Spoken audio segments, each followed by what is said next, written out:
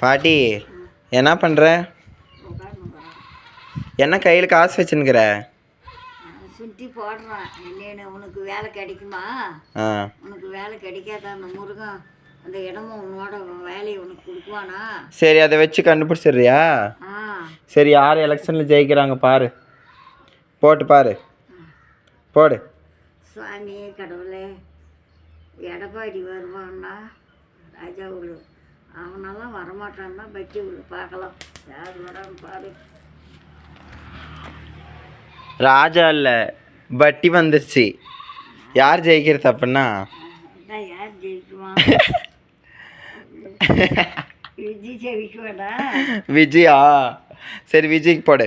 விஜய் வருவான்னா ராஜா உள்ள அவன் வரமாட்டான்னா பட்டி ராஜா விழுந்துருச்சு.